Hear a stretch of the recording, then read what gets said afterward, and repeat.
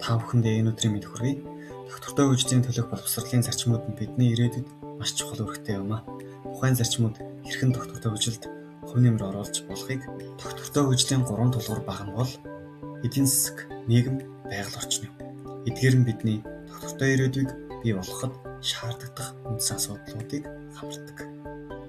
Доктортой хөгжлийн боловсрол гэдэг нь хүнийг байгаль, орчин, нийгэм, эдийн засгийн харилцан хамаарлыг ойлгож ирээдүйд хор хөнөөлгүй хариуцлагатай амьдрах мэдлэг хандлах чадвартай болох боловсрол юм а. Доктортой хөгжлийн төлөөх боловсрол нь дараагүйдсэн зүйлд тулгуурлана. Нэгдүгürt сүр боловсролыг дэмжих, түүнийг сайжруулах.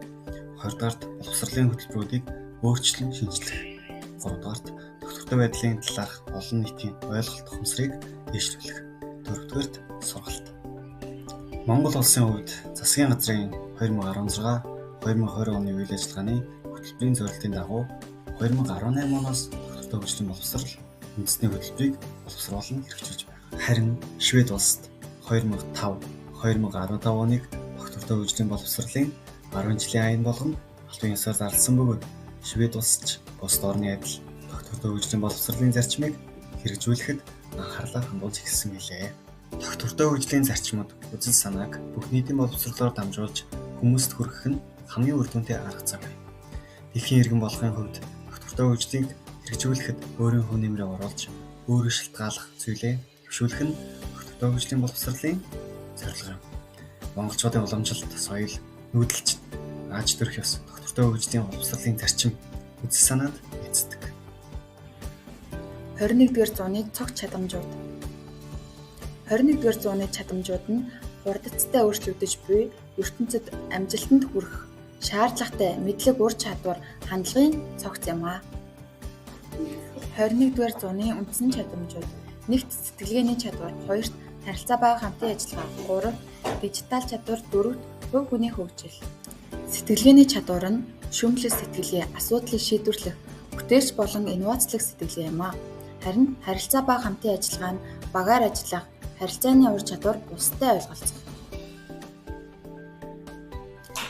Дижитал чадвар нь мэдээллийн технологи, бичиг үсэг, медиа болон технологийн чадамж. Харин хувь хүний хөгжил нь дасан зохицох чадвар, манлайлал, хариуцлага, бүтээмж, нийгмийн болон соёлын хоорондын ур чадварууд орно. STEM боловсрол. STEM гэж юу вэ? STEM гэдэг нь монголоор байгалийн ухаан, технологи, инженерчлэл, урлаг, технологи юм а. Шимт буюу STEM боловсрол гэж юу вэ?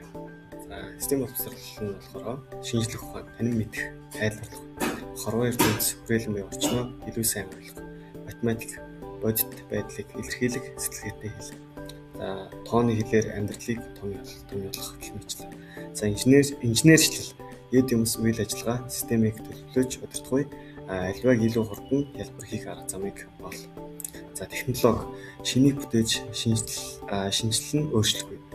Байгаль дэлхийг байгаагаас нь илүү төгс болгохыг хэлдэг. STEM сургалт.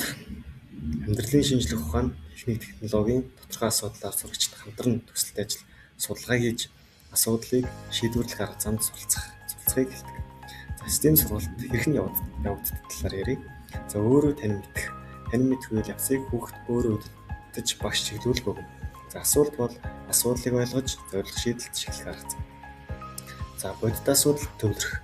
Шимт мэдлэг нь бодит амьдрал дээрх асуудлыг шийдэхэд бол шийдэл олж төлөвлөөд хэрэгжүүлэх бичил төслүүдийг гүйцэтгэх нь сургалтын үндсэн хэлбэр юм а. Ирээдүй ба өнөөдөр. Ирээдүйн шинэ дэлхийг бүтээх нь STEM-ийн үн чадвар. Шинжлэл, шинэ мэдлэгийн зэрэгцээ боловсролын өнөөгийн зорилготой бэлдэж ажиллана. Математик ба шинжлэх ухаан, хэмжил, тооцоол, туршилт анализыг хэрэглээ болгох замаар бүхтүүдийг математик, шинжлэх ухаанд дурлуулна. Бүтээлж эрхчлэл. Чөлөөтэй орчинд асуудлыг уншилж, шийдэл олж, төлөвлөж, уран бүтээл хийх боломжийг хүүхдүүдэд бүрдүүлсэн. Багийн ажиллагаа. Олон талд хамтын үйл ажиллагаагаар үр дүнд хүрэх ур чадвар буюу soft skill-үүдийг хөгжүүлэх. STEM нэгдмэл арга зүйг дараах зүйлсээр тодорхойлъё. Үүнд хүүхд бүрийн 21-р зууны цогц чадамжийг хөгжүүлэхэд чиглэсэн байгалийн ухаан, технологи, инженерчлэл, урлаг, математикийн судлагдсан хоорондын органик биологи холбоонд тулгуурласан тогтвортой хөгжлийн төлөөх боловсролын санааг хэрэгжүүлэх боломжтой сэтгэл хөдлөл болон нийгэмшиг үед тулгуурласан асуудал шийдвэрлэх, шинжилэн судлах, төвшөлт зөвлөсөн спортын арга хэлбэр зохицуулсан.